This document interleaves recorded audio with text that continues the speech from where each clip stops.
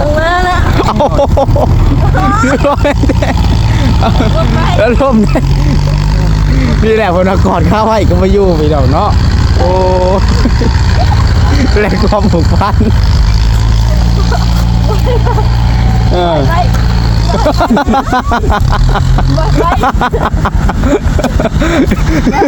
นะห้องน้อยถึงครับคุกเข่าไปนะเขาลองบอก เขาลองนะอย่าไปผมไม่ถูกผูกตำเมียงช่องกินแล้ว ได้ไหมทำกินไหมเด้อ โอ้ยโดนผูกเป็นเดือนถูกปะจ๊ะ โอ้ยตนเด้อ ใส่ได้เหรอใส่ท่าน เอาละให้ดีนะฮะ ใจเสียใจ ไปแล้ว เสียใจมาก โอ้ย เสียใจลูกผิดคน โอ้ยต้องลงดีใจที่สุด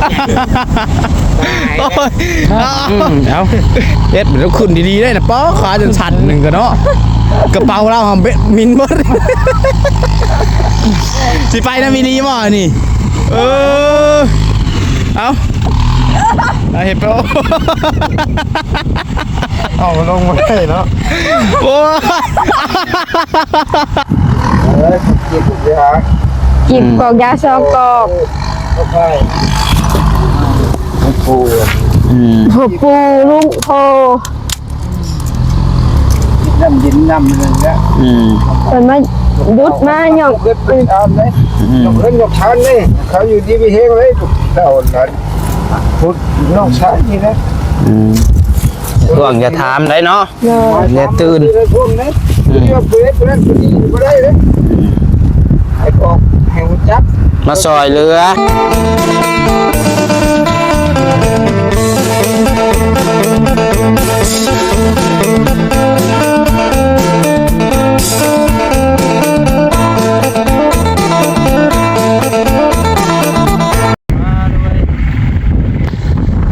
เอาบาทนี้พี่น้องเนาะ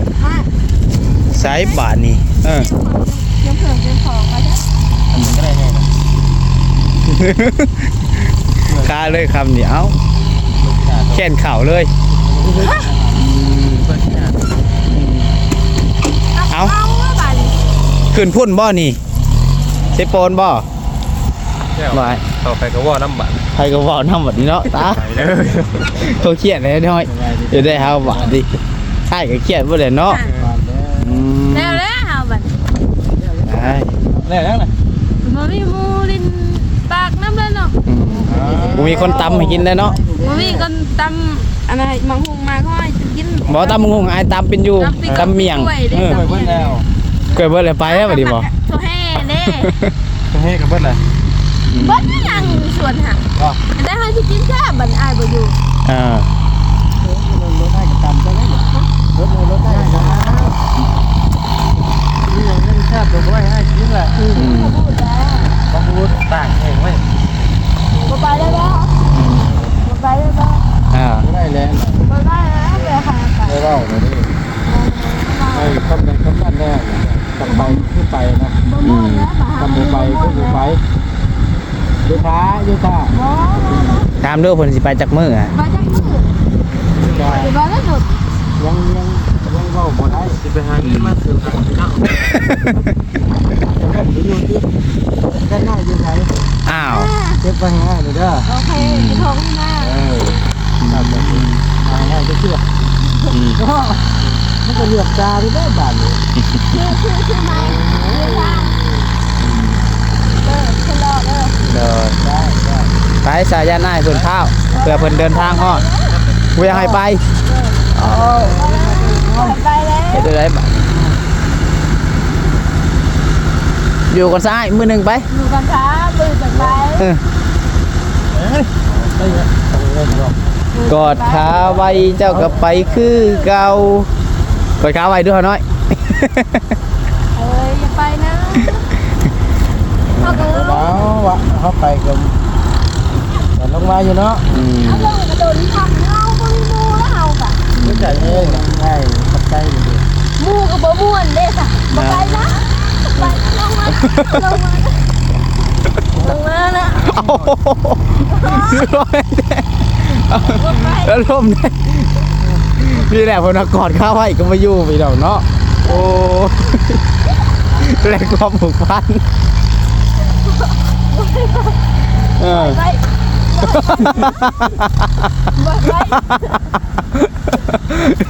ไปนะห้องน้อยถึงครับคุกเข่าไปนะขอร้องบ่ ขอร้องนะอย่าไป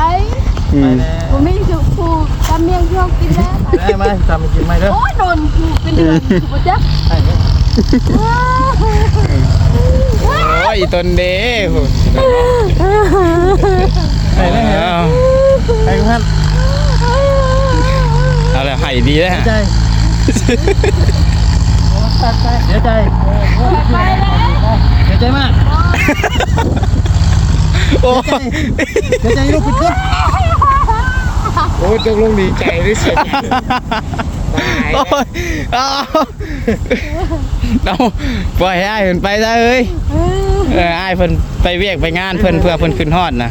เพื่อบ่อะไรมาดึงบ่อะไรมาดึงบ่อะไร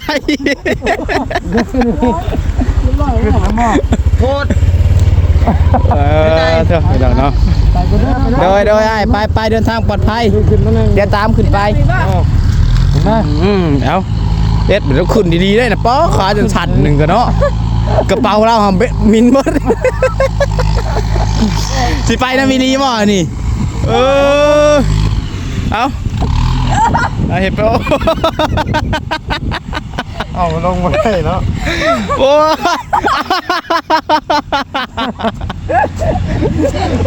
ยเอาโอเคไอ้เดินทางปลอดภัยเด้อเดี๋ยวตามไป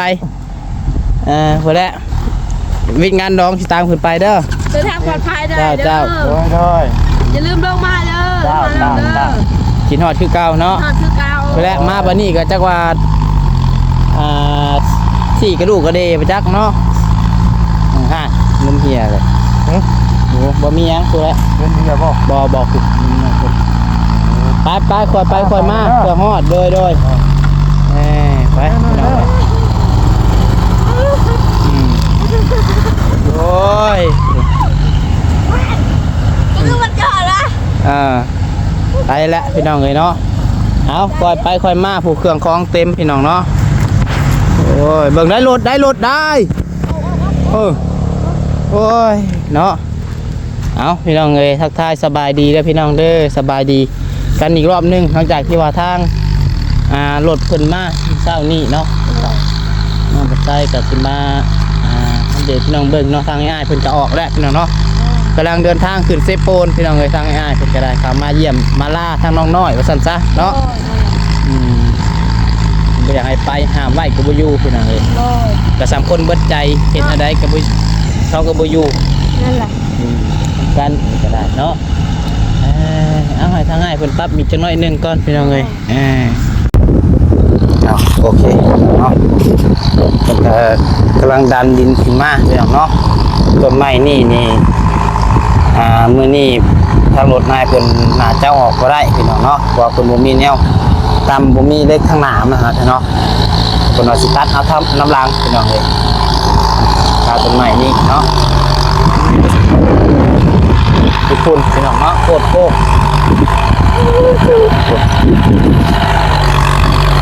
ลมแผ่ลมว่า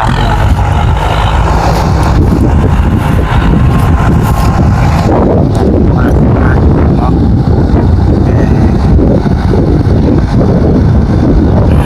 เด็กแล้วนี่เนาะและบอลบริษัทบ้านสั่งเพื่อนก็เที่ยวนี้แหละพี่น้องเนาะบริเวณนี้เบิ่งน้ำกันพี่น้องเลยบางแล้วสบายเนาะ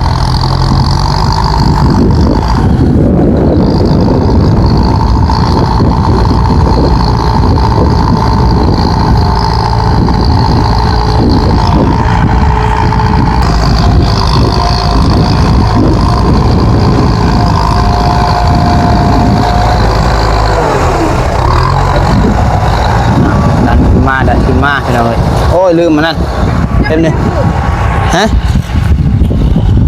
มือฮะเลือดออกว่านะเลือดว่าเป็นยังเจ็บเลย เหมือนคนแข่งบอลยาวบาดที่นี่ไปจักนะไปออกกันเนาะไปเบิ้งเดียวเอานี่ก่อนลืมพี่น้องเนาะ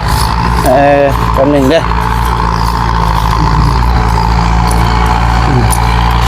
แดดไปเนาะ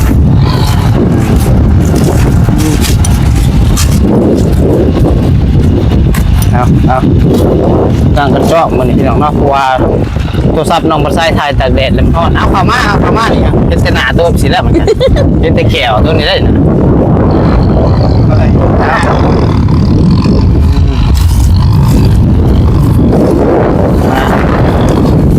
ดินมือคนดันอยู่นี่ก่อนเนาะ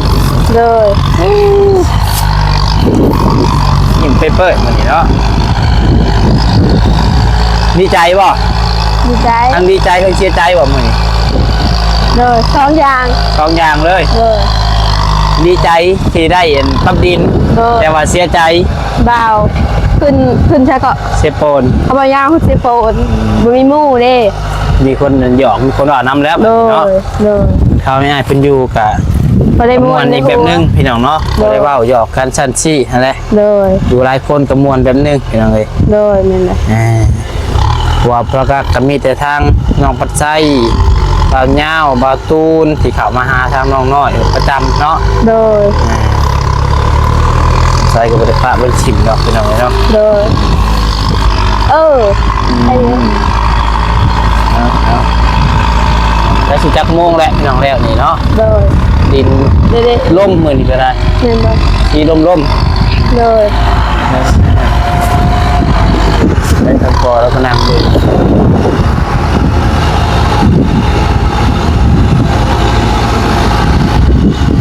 เบิ่งบัดเพิ่นปรับแล้วเพราะว่าผีได้เนาะผลสิดันขึ้นมาดินผีได้เนาะไอ้นี่น้ำเนาะคือไห้ตัวเขายืนนี่บริเวณดินเจ้าแล้วน้อยๆเนาะ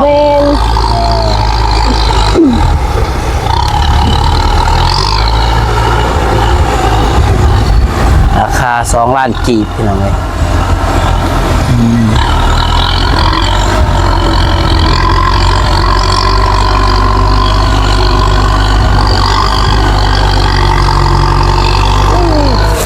ไปเขาโฮมพี่ก็ได้ไหมเดินเดี๋ยวหินนางน้ำพอปุ๊บปะนี่เบ้พอกินนี่ก็น้ำกันเห็ดไปพอกินน้ำเนี่ยเราบอกกล้ามากินเนี่ยมึงมันพอจะบอกกล้ามากินไปให้เรา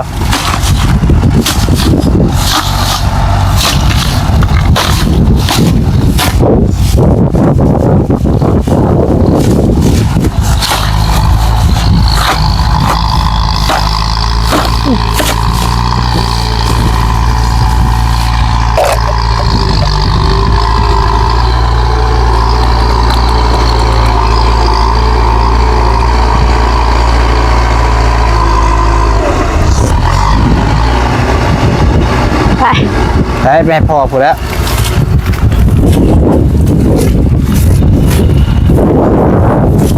เสิร์ฟน้ำเย็นๆให้คุณพ่อลมเพลงเนาะเมียนว่าไอ้กลางแดดนะเมียนว่ากลางแดด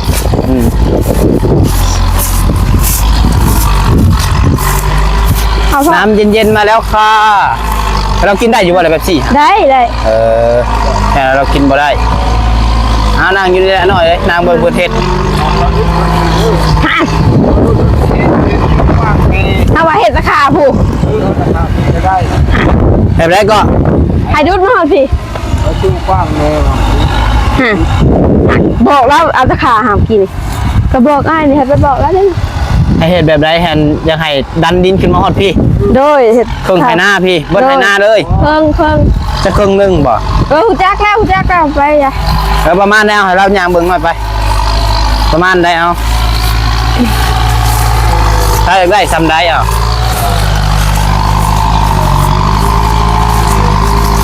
อยู่ใกล้ๆแล้วได้คนบ่ตั้มดอกคนนั่นอยู่ประมาณนี้บ่คนสบายลูกเข้ามากนะครับ ยังให้ดันดินขึ้นมาประมาณพี่เนาะ เลย โอ้เราเข้าใจอยู่อะไรง่าย ใช่ไหม เพราะว่าเขาจะเช็คนี้เลยสบาย หันเนี่ยมันไปขาบอกเพื่อนจะขาเป็นผีกันแล้วเลยมันจะได้ทางผูกเห็ดหน้าบ้านเนาะจะได้มีบอลหนังนี่ เอ้าร้อยน้ำมันเบิด อ้ายแล้วกัน มันเข้าใจแล้ว เข้าใจแล้ว บ้านนี่มันกว้าง นี่แหละ โดย ผู้ห้างคิดตัวเมืองใช้คุ้มเลย ใช้รถเพิ่นนะบ่จ๊ะ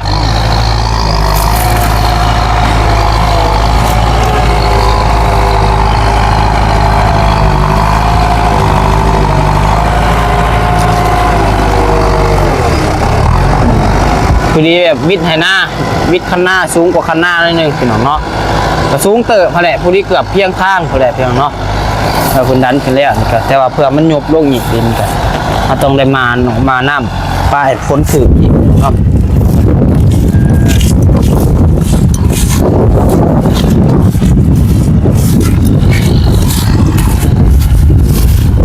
มีแต่เห็ดในใดกับชุเจ้าก็เบิ่งเอาน้ำเพิ่นเด้อเห็ดในใดก็บอกเพิ่นหั่นน่ะ เลย ต้องการแบบใดจ้อยเพิ่นเฮ็ดเพิ่นบ่ถูกใจ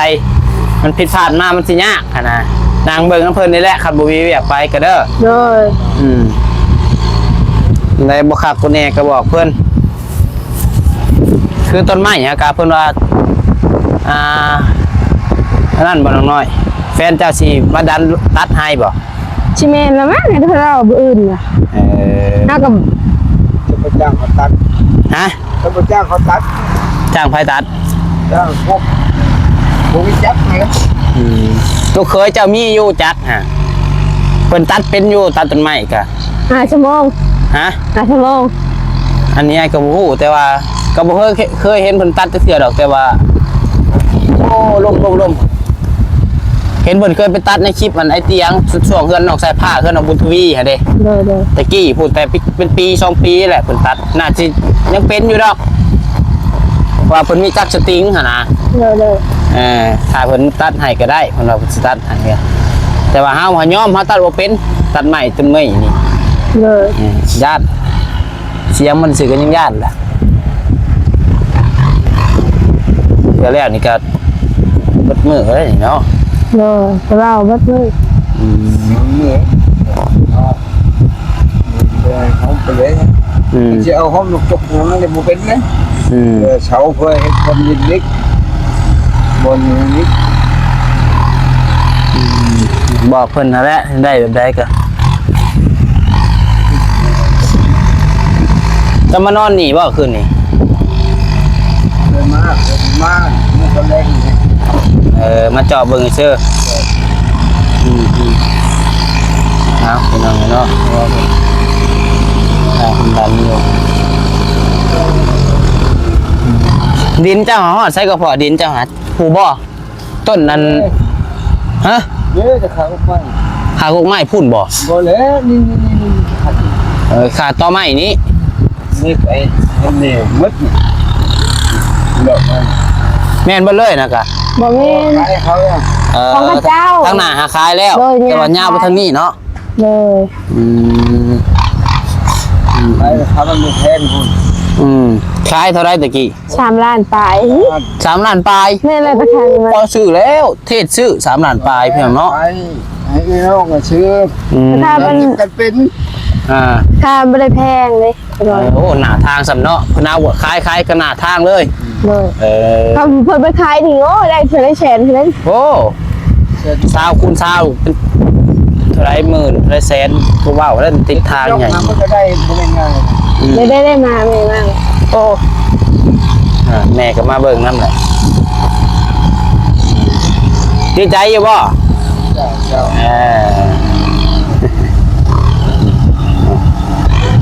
กินน้ำเย็น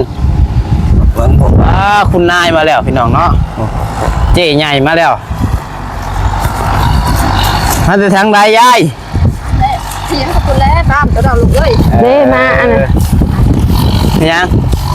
ยามาให้สามี เ ครอบมาครอบ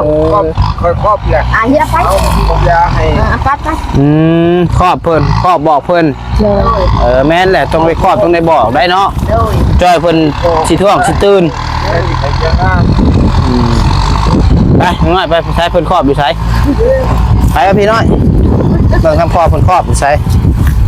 นั่นแหละเราต้องได้บอกได้ครอบเพิ่นจอยเพิ่นท่วงเพิ่นถามภาษาเพิ่นมาเฮ็ดภาษาบึ้นๆบ้านๆอยู่แห้งเนาะ เลย ตกใจได้รถใหญ่แท้ว่ะ มาเห็ดแป้งอยู่นี่ว่าเนาะ ให้เพิ่นยับให้เพิ่น ให้เพิ่นยับ เด้ออืม เก็บเลยฮะ กิบกอกยาซอกกอก ก็ไปปู หัวปูลุงโพ น้ำดินน้ำอะไรเงี้ย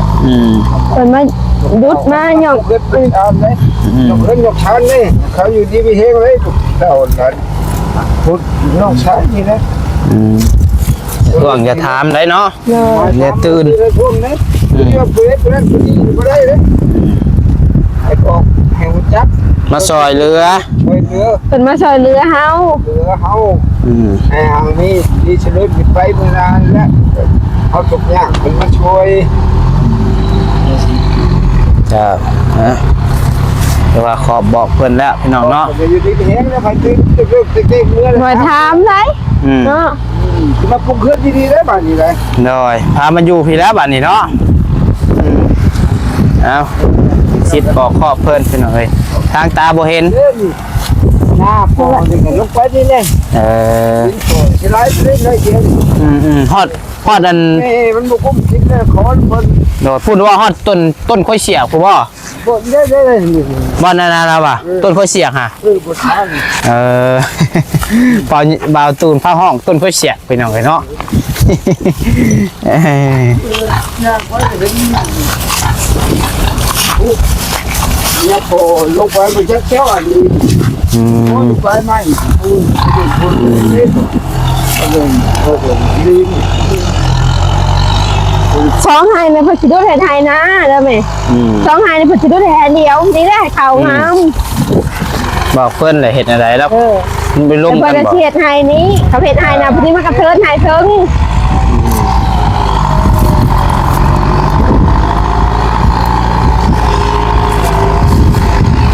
โอ้ไปยินทำไมเดี๋ยวน้องน้อยไปยินทำไม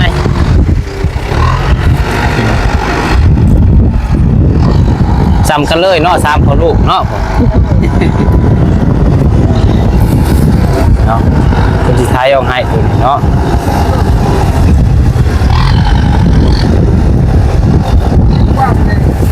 พอดีเลยเห็นหน้าบ้านเลยแม่เลยพอเราอยากไปใกล้ไร บอกว่าคนบ่ตำดอกคนเห็นอยู่บอกว่าเจ้าก่อน พอดีเห็นหน้าบ้านเผื่อเก็บอยู่เป็น ประมาณนั้นบ่ แล้วมาทำไรมาไถเด้อบอเห็นโฮมเห็นโฮม ร้อยมันคือเรื่องนี้เนาะ โดย อะไรอัตลุมมึงเสียดไห้นะแล้วกันนี่กระเทินไห้ นี่แหละมาดูคนนี้ มีแม่กระเทินเห็นไห้นะเพื่อนมันอยู่กลางไห้นะมันอยู่ที่มันบอกเวน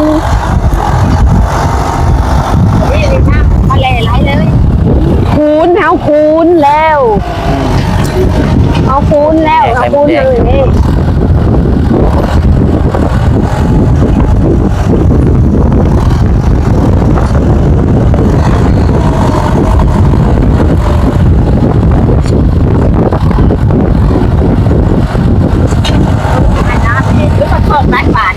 ฮะ ก็มาตอกไร้ป่า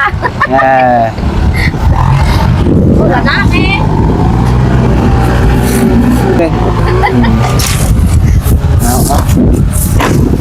เบ่งน้ำกันเด้อ จ้าเจ๊คนทำเจ๊ใหญ่เอาดีใจอยู่บ่ดีใจกันอยู่แล้วบัดนี้เนาะสิได้ชำได้แหละพี่น้องเอ้ยเนาะทางงบน้องมาใส่นี่บ่มีจะกีบตอนนี้มีแต่ทางและทางแฟนน้องน้อยเพิ่นแอ เอามาเบิ่งน้ำกันเด้อเบิ่งเอาแบบใดมักแบบใดก็บอกเพิ่นตัวใดบ่ขาดบ่แน่ก็สิเอาเด้อบอกเพิ่นเฮ็ดให้ปรับให้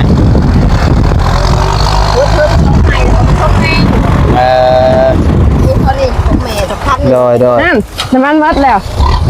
ยู่เฮาบันยู่ เดี๋ยว3เถื่อได้ดับเนาะเช็ดน้อยเช็ดโอ้มี โอ้ยฉลาดมีไว้ ธรรมดาตัวไปถือข้าวถือน้ำให้ลูกสาวกินบ่ถือมาโยเด้น้อยข้าวฮะบ่อยากข้าวอ่ะ บ่อยากแล้วบ่อิ่มแล้ว บ่อยากเลย เลย ไปถ่ายรูปจบคลิป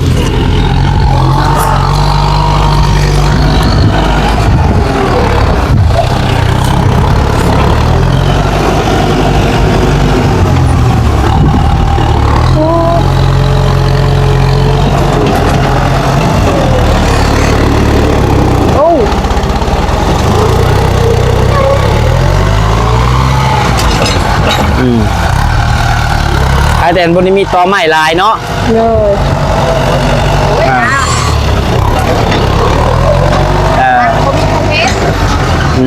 ไผเห็ดซะนี่ฮะ แม่แม่ฮะกับมาเห็ด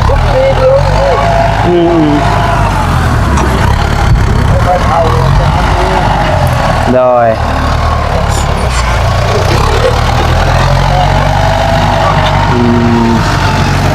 เอาเบิ่งไปนำกันพี่น้องเนาะ เลย